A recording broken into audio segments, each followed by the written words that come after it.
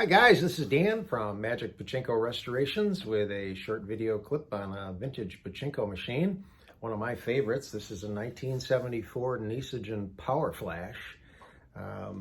Card theme lends itself really well to me being a magician, so this has always been one of my favorite machines. I have one in my own collection, and I believe I've restored, I don't know, 5 or 6 of them so far.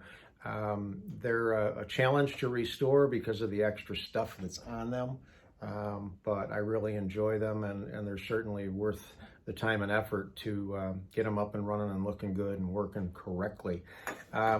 This is the second time I've tried to shoot this video. The first time I didn't realize I had the camera on time-lapse.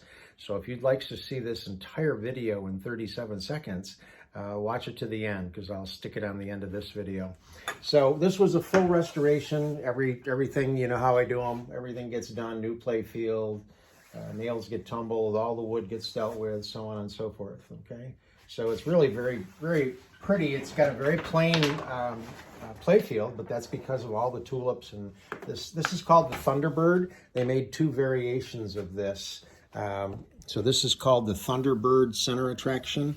They made a Chinaman, which is doesn't have the wings on it. It's just kind of a round center attraction, and it has a little Chinese character on it. So there's your queen. That's where your ball out light is up there. The king has a light back there for the payout, and the jack just sits there and looks good. So there's 4 tulips here that are connected with solenoids, and 4 tulips here that are connected with solenoids. The ace of hearts doesn't work. Works as just a normal tulip, not part of the solenoids. Okay, so let me get this turned around. I'll show you the back side of it.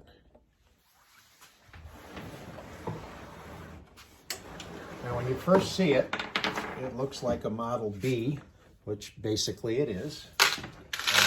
But if you notice up here, hang on a second, guys. Okay, there we go. Now I can see. All right, up here, you have a different fuse block than on a normal Nishijin. This is still your 12 volts for your lights with the 12 volt fuse, and then down here is a 24 volt fuse. There's a special board in there, and I never remember the name of it. It's diodes that make it go from AC to DC, and I can't remember what it's called. So this is the DC, 24 volt DC that goes into the solenoids, and then this is the line that brings the 24 volt AC from the transformers that I use. Two blue wires here. Hang on, I'll get it down where you can see it. There it goes. Two blue wires produces 24, a blue and a yellow produces 12, so it works out well. So what I do is I take one of the blues and I split it into 2, and I take one to this side of the board that goes in, and the other one directly into this one, and then I take the other split of the blue and the yellow and run them up to here, and that gives me the 12 volts for the lights. Okay, rectifier, there we go, rectifier board. I knew I'd get it eventually.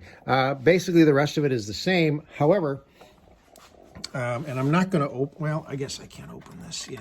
Okay, so the guts itself is mounted on what I call a swing board, and it actually swings open. Now, unfortunately, the way I have this set up, hang on.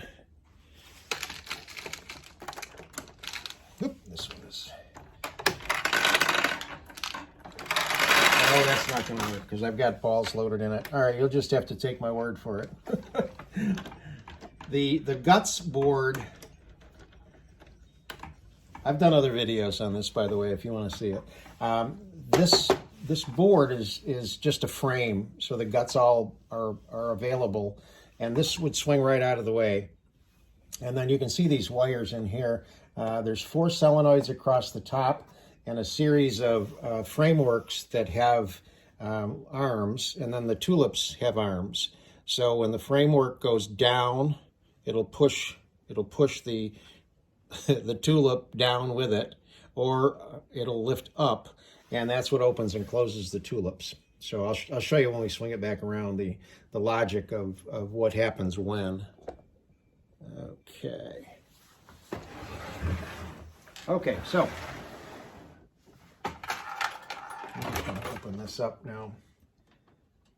So the way that this works is if you get a ball in either of the kings,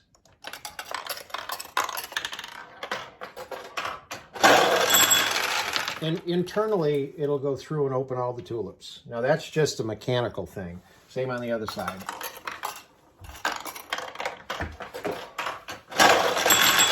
It's just the path that the balls take through the machine. However, if you get a ball in the queen, it shuts the tulips on either side. And again, that's controlled by the solenoids going up and down. If you put a ball on this side, it goes down through this and opens these guys. If you put a ball down here, it'll go down through this micro switch and open these guys. If you put a ball in dead center, it will open both of them, all 8 of them at a time. So that's the way that the power flash is supposed to work. Either side of the Thunderbird actually doesn't do anything. So let me launch a couple of balls here now that we've got the pockets open. Oop, let me get it up a little closer. There we go.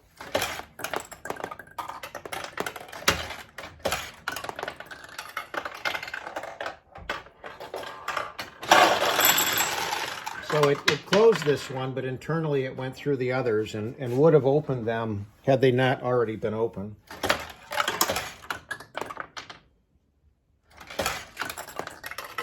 And then this closes.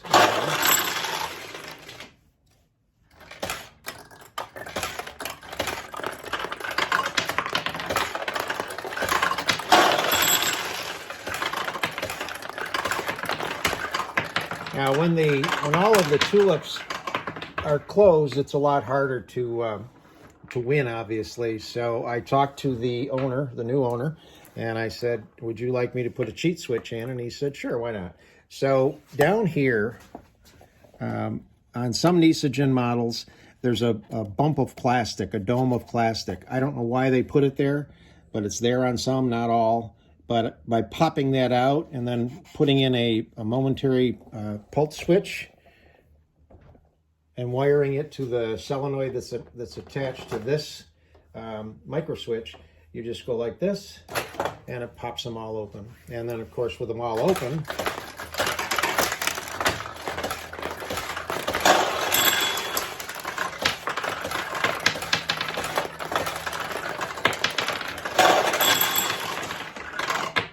I was going to say you get a lot more wins, but I put both of them in the queens and they shut down. So that's a Nishijin Power Flash. Stay tuned for that 37-second version of this video. Hope you like it.